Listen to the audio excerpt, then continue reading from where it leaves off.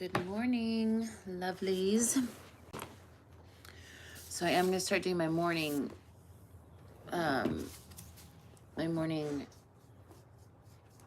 to start recording early in the morning because I did it yesterday later morning and I didn't have time to do all the things that I normally do during the day. So I've just decided I'll go to bed earlier, although I didn't last night. I went to bed at 11, but I just have a busy schedule. I keep myself busy.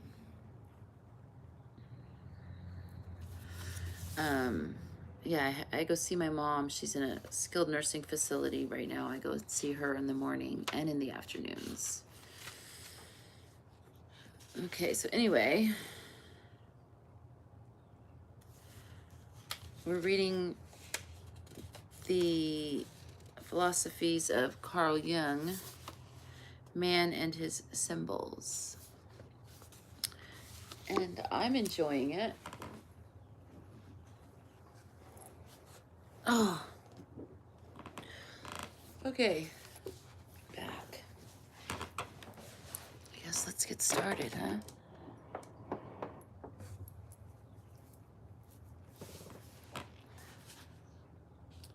Past and future in the unconscious. So far, I'm going to do what I did yesterday and just sit on the floor with my back up against the sofa.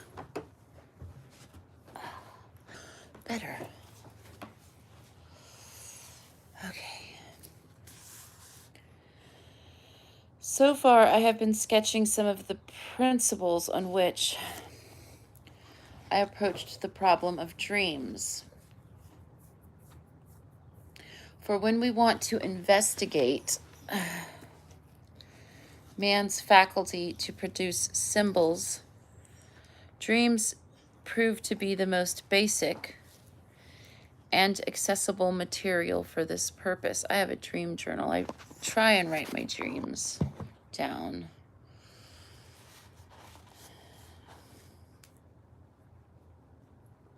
I don't remember my dreams last night, but sometimes they come to me later on.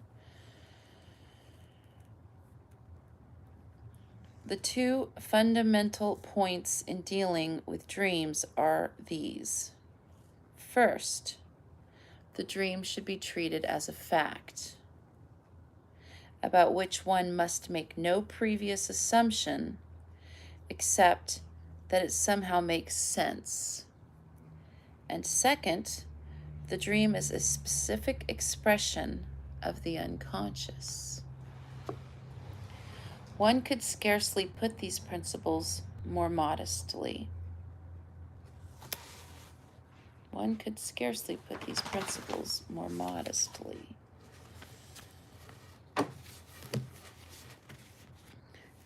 No matter how low anyone's opinion of the unconscious may be, he must concede that it is worth investigating. The unconscious is at least on a level with the unconscious is at least on a level with the louse, which after all enjoys the honest interest of the entomologist. If somebody with little experience and knowledge of dreams thinks that dreams are just chaotic occurrences without meaning, he is at liberty to do so. But if one assumes that they are normal events, which as a matter of fact they are, one is bound to consider that they are either casual, i.e., that they are a rational cause for their existence, that there is a rational cause for their existence, or in a certain way purposive, or both. Now let us look a little more closely at the ways in which the conscious and unconscious contents of the mind are linked together. Take an example with which everyone is familiar. Suddenly, you find you can't remember what you were going to say next, though a moment ago the thought was perfectly clear.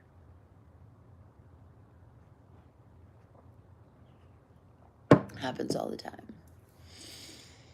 Or perhaps you were about to introduce a friend, and his name escapes you as you were about to utter it.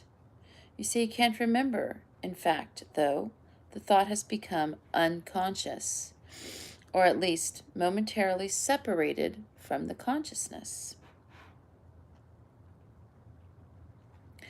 We find the same phenomenon with our senses. If we listen to a continuous note on the fringe of audibility, the sound seems to stop at regular intervals and then starts again. Such oscillations are due to a periodic decrease and increase in one's attention, not to any change in the note. But when something slips out of our consciousness, it does not cease to exist, any more than a car that has disappeared around a corner has vanished into thin air.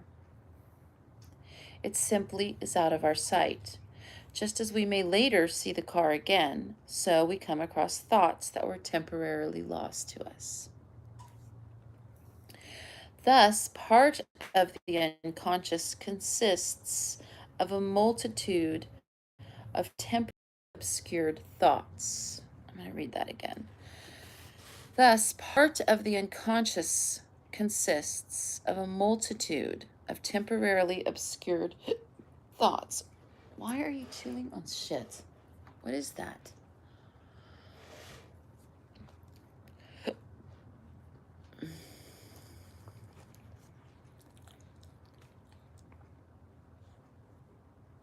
Okay. Thus, part of the unconscious consists of a multitude of temporarily obscured thoughts, impressions, and images that, in spite of being lost, continue to influence our conscious minds. Interesting. A man who is distracted or absent-minded will walk across the room to fetch something. He stops, seemingly perplexed. He has forgotten what he was after. His hands grope about among the objects on the table as if he were sleepwalking. He is oblivious of his original purpose, yet he is unconsciously guided by it. Then he realizes what it is he wants. His unconscious has prompted him. If you observe the behavior of a neurotic person, you can see him doing many things that he appears to be doing consciously and purposefully. Yet if you ask him about them, you will discover that he is either unconscious of them or has something quite different in mind. He hears and does not hear. He sees, yet is blind. He knows and is ignorant. Such examples are so common that the specialist soon realizes the unconscious contents of the mind behave as if they were conscious, and that you can never be sure, in such cases, whether thought, speech, or action is conscious or not.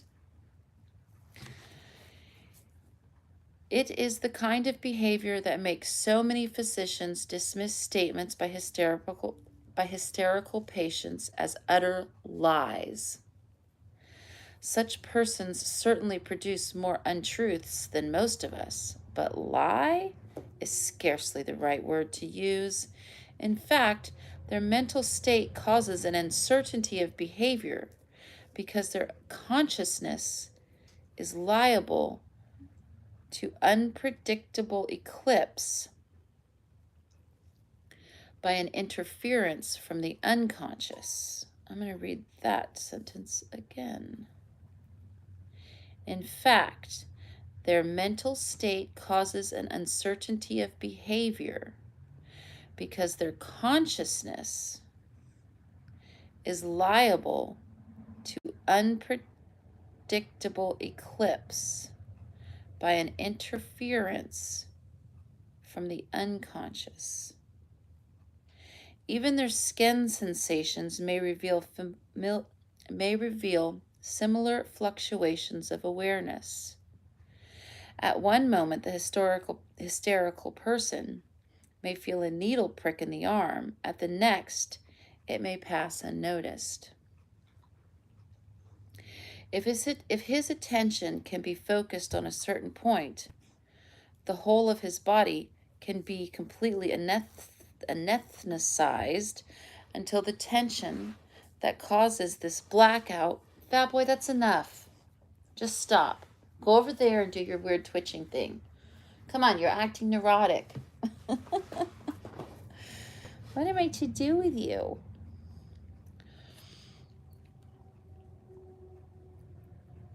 If his attention can be focused on a certain point, the whole of his body can be completely anesthetized until the tension that causes his blackout of senses has been relaxed.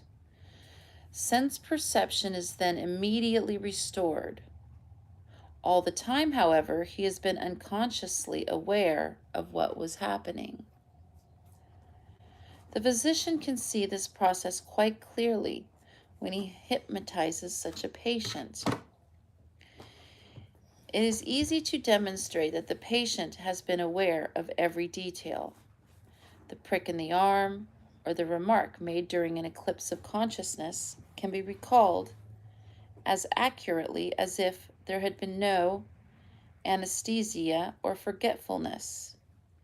I recall a woman who was once admitted to a clinic in a state of complete stupor. When she recovered consciousness next day, she knew who she was, but did not know where she was, how or why she had come there, or even the date. Yet after I hypnotized her, she told me why she had fallen ill, how she had got to the clinic, and who had admitted her. All these details could be verified. She was even able to tell the time at which she had been admitted, because she had seen a clock in the same entrance hall. Under hypnosis, her memory was clear as if she had been completely conscious all the time. When we discuss such matters, we usually have to draw on evidence supplied by clinical observation. For this reason, many critics assume that the unconscious and all its subtle manifestations belong solely to the sphere of psychopathology. They consider any expression of the unconscious as something neurotic or psychotic, which has nothing to do with a normal mental state. But neurotic phenomena are by no means the products exclusively of disease. They are, in fact, no more than pathological exaggerations of normal occurrences. But neurotic phenomena are by no means the products exclusively of disease.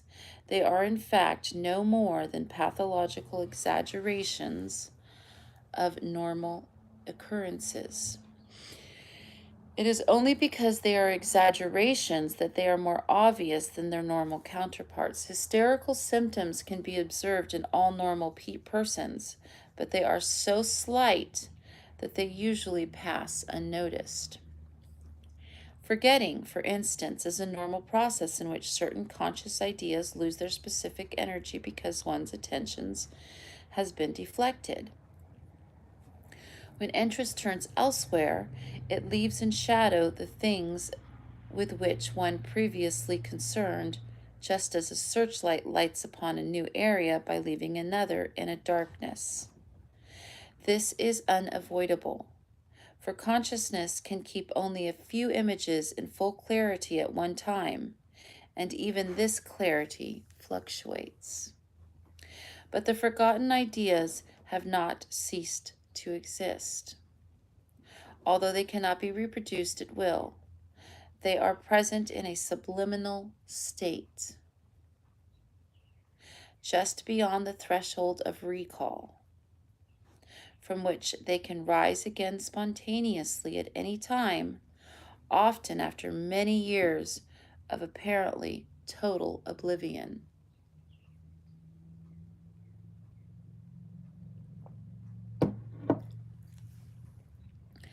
I am speaking here of things we have consciously seen or heard and subsequently forgotten.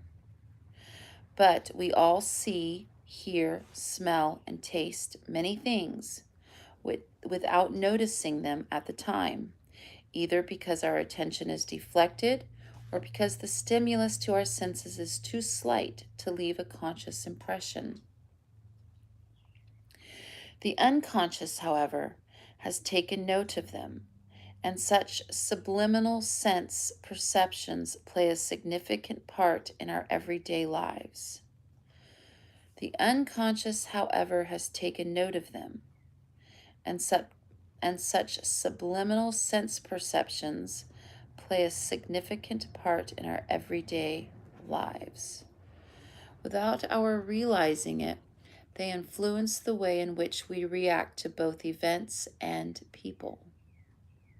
An example of this that I found particularly revealing was provided by a professor who had been walking in the country with one of his pupils, absorbed in serious conversation.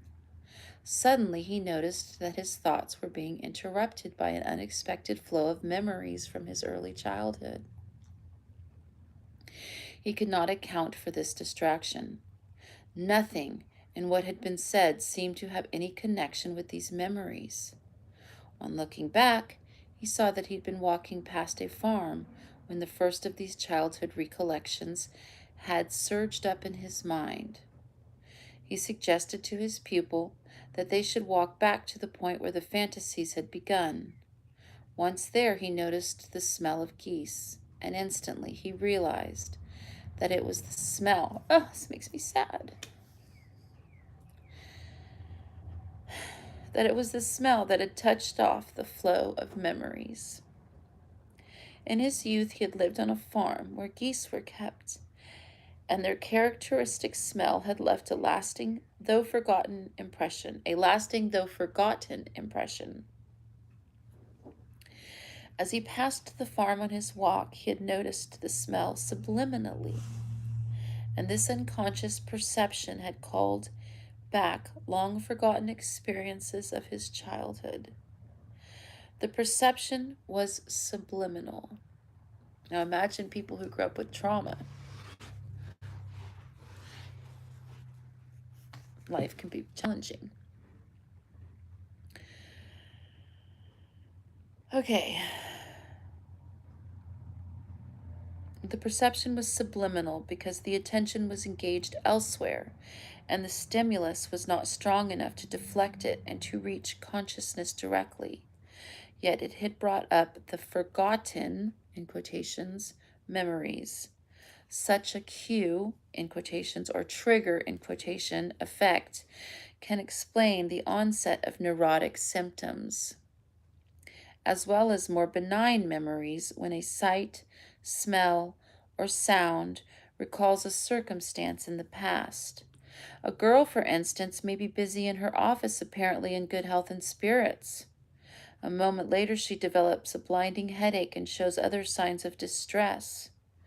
Without consciously noticing it, she has heard the foghorn of a distant ship, and this has unconsciously reminded her of an unhappy parting with a lover whom she'd been doing her best to forget. Aside from a normal forgetting, Freud has described several cases that involve the forgetting of disagreeable memories, memories that one is only too ready to lose. As Nietzsche remarked, where pride is insistent enough, memory prefers to give way.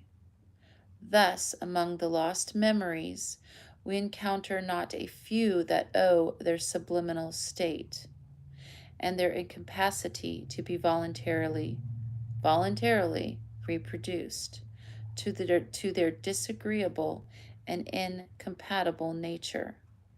The psychologist calls these repressed contents. A case in point might be that of a secretary who is jealous of one of her employer's associates. She habitually forgets to invite this person to meetings, though the name is clearly marked on the list she is using. But if challenged on the point, she simply says she forgot or was interrupted. She never admits, not even to herself, the real reason for her omission. Many people mistakenly overestimate the role of willpower and think that nothing can happen to their minds that they do not decide and intend.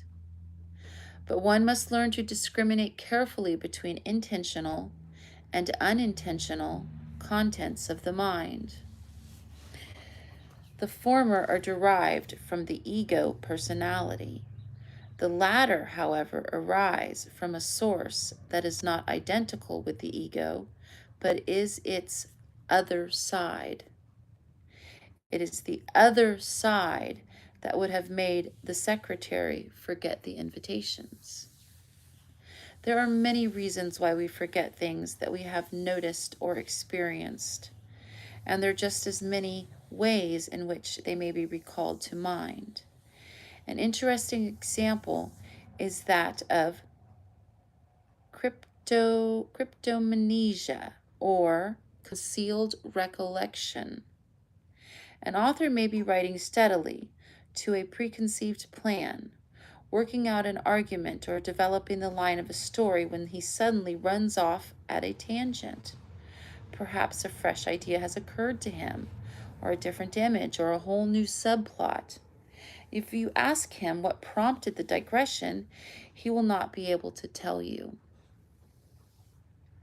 He may not even have noticed the change, though he has now produced material that is entirely fresh and apparently unknown to him before. Yet it can sometimes be shown convincingly that what he has written bears a striking similarity to the work of another author, a work that he believes he has never seen. I myself found a fascinating example of this in Nietzsche's book, Thus Spake Zarathustra, where the author reproduces almost word for word an incident reported in a ship's log for the year 1686. Sheer chance, I had read this seaman's yearn in a book published about 1835, a half a century before Nietzsche wrote. And when I found the similar passage in Thus Spake Zarathustra, I was struck by its peculiar style, which was different from Nietzsche's unusual language. I was convinced that Nietzsche must have seen the old book, though he made no reference to it. I wrote to his sister, who was still alive, and she confirmed that she and her brother had in fact read the book together when he was 11 years old. I think from the context it is inconceivable that Nietzsche had any idea that he was plagiarizing this story. I believe that 50 years later, it had unexpectedly slipped into focus in his conscious mind. In this type of case, there is genuine, if unrealized, recollection. Much of the same sort of thing may happen to a musician who has heard a peasant tune or popular song in childhood and finds it cropping up as the theme of a symphonic movement that he is composing in adult life. An idea or an image has moved back from the unconscious into the conscious mind. What I have so far said about the unconscious is more than a cursory sketch of the nature and functioning of this complex part of the human psyche, but it should have indicated the kind of subliminal material from which the symbols of our dreams may be spontaneously produced. This subliminal material can consist of all urges, impulses, and intentions, all perceptions and institutions, all rational and irrational thoughts, conclusions, inductions, deductions, and premises, and all varieties of feeling. Any or all of these can take the form of partial, temporary, or constant unconscious. Such material has mostly become unconscious because, in a manner of speaking, there is no room for it to the conscious mind. Some of one's thoughts lose their emotional energy and become subliminal.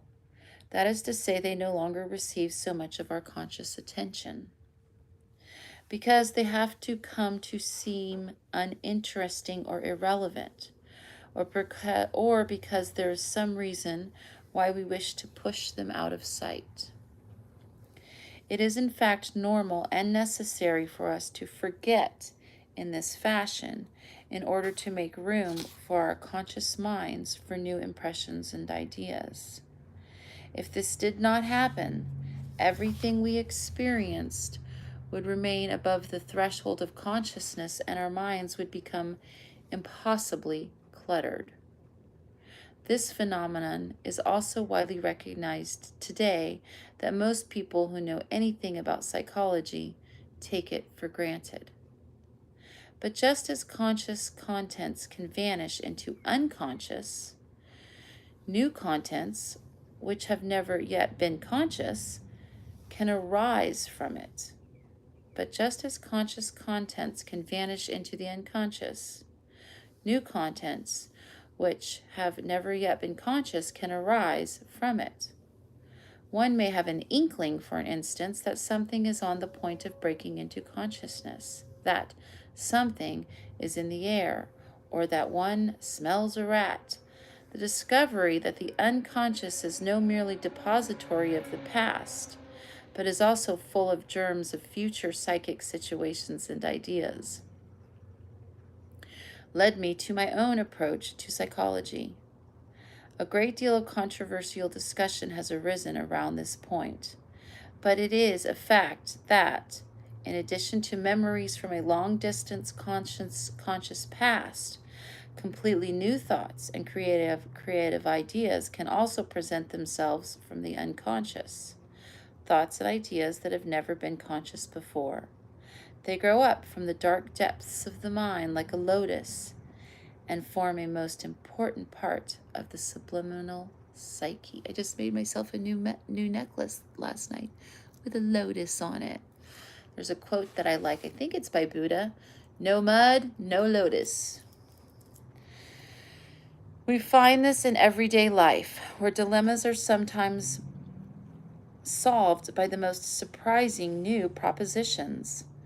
Many artists, philosophers, and even scientists owe some of their best ideas to inspirations that appear suddenly from the unconscious. The ability to reach a rich vein of such material and to translate it effectively into philosophy, literature, music, or scientific discovery is one of the hallmarks of what is commonly called genius. We can find clear proof of this fact in the history of science itself. For example, the French mathematician Poincaré, I don't think I'm saying it right, but I could be, and the chemist Kekulé owed important scientific discoveries, as they themselves admit, to the sudden pictorial revelations from the unconscious. The so-called mystical experience of the French philosopher Descartes involved a similar sudden revelation in which he saw in a flash the order of all sciences. The British author Robert Louis Stevenson had spent years looking for a story that would fit his strong senses of man's double being. When the plot of Dr. Jekyll and Mr. Hyde was suddenly revealed to him in a dream. Later I shall describe in more detail how such material arises from the unconscious, and I shall examine the form in which it is expressed. At the moment, I simply want to point out that the capacity of the human psyche to produce such new material is particularly significant when one is dealing with dream symbolism. For I have found again and again in my professional work that the images and ideas that dreams contain cannot possibly be explained solely in terms of memory.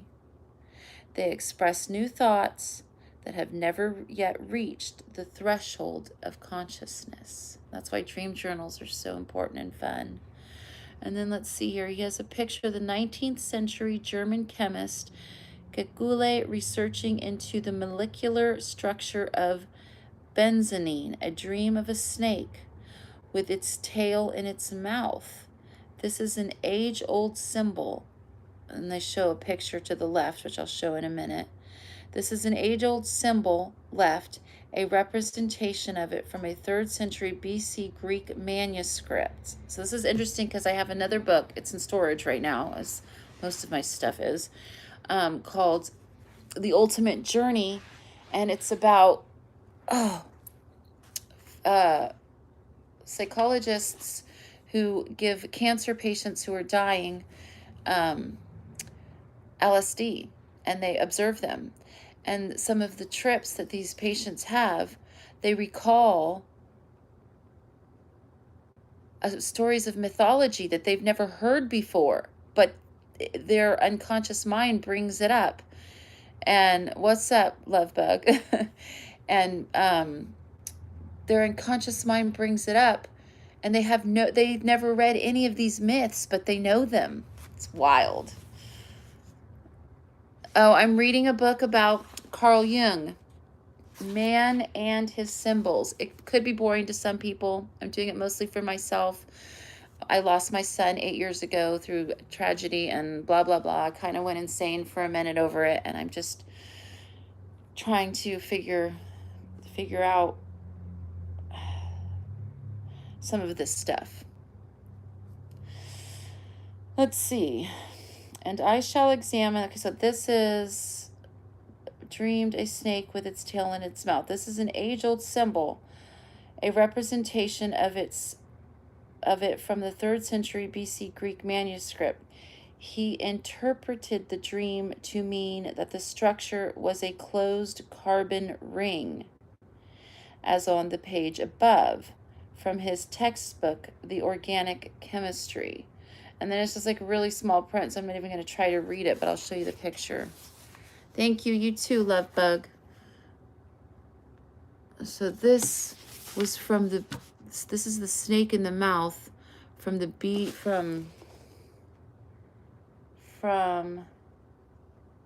19th century German chemist, from a dream snake in its mouth. This is an age-old symbol, representation of it from the 3rd century BC Greek manuscript. So he dreamt this, and then in his dream, was the author an ant? Oh no, this is Carl Jung, famous psychologist or philosopher, has really interesting psychology ideas. I love Carl Jung. Okay, so that's where I'm ending today, and tomorrow we'll read The Function of Dreams. I hope everyone has a wonderful Tuesday. God bless. Thank you for checking in, love bug.